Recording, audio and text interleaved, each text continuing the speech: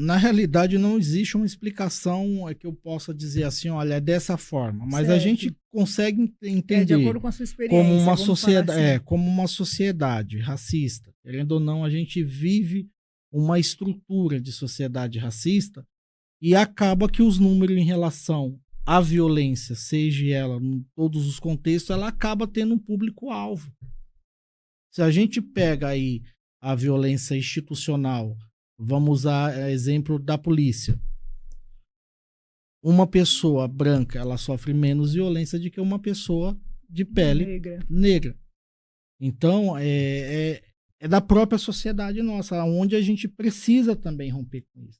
Você Essa acha violência que racial. A pobreza, o fato da vulnerabilidade, quando a gente fala de vulnerabilidade social, infelizmente, né, a gente sabe que a população negra é a mais vulnerável.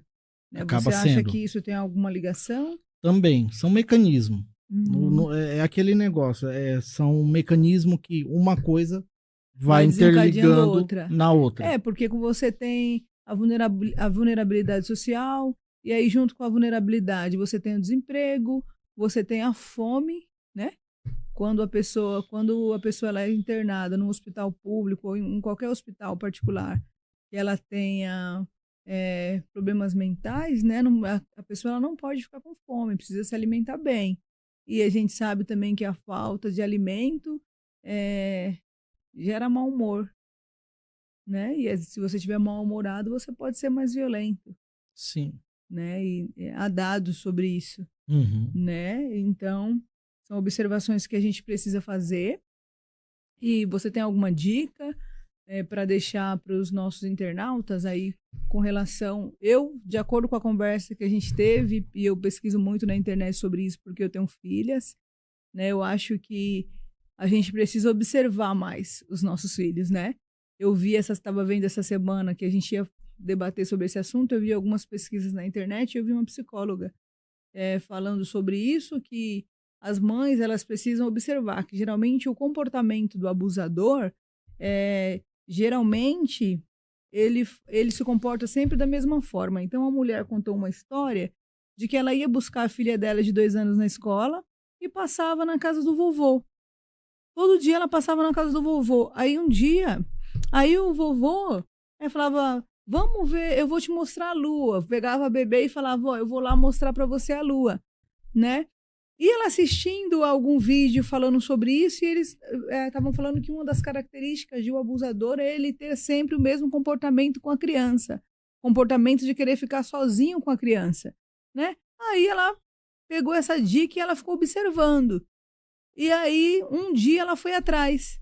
E aí, nesse dia que ela foi atrás, ela viu o vovô com a mão dentro da fralda da criança. Uhum. Né? Então, assim, a gente, enquanto mãe, a gente precisa, eu acredito, observar o comportamento das nossas crianças, observar, né? Tá de olho. Uhum. Essa é a minha dica. Qual que é a sua dica, José, na experiência que você tem, que você deixa aí para os nossos internautas? Bom, além da questão do comportamento da criança, e também a gente ter esse olhar atento ao adulto que está próximo das nossas crianças. Uhum. Qual o tipo de comportamento que ele tem também com os nossos filhos, com as nossas filhas, com as nossas crianças em si.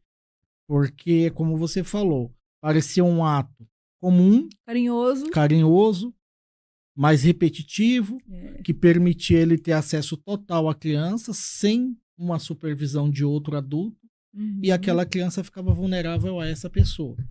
Então, aquela dica sempre. Cuidado com a forma que a criança se aproxima do adulto e que tipo de carícia que esse adulto tem com a criança. Porque para a criança em si, aquilo dali às vezes ela não está entendendo.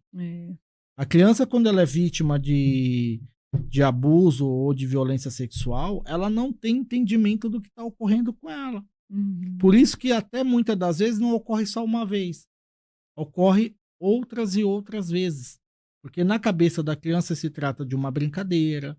A gente ouve até algumas situações que falam, olha, eu venho te fazer cócega. Olha, o sorvetinho. Então existe alguma forma que o adulto abusador e agressor acaba usando com a criança, e para aquela criança não se trata de uma violência.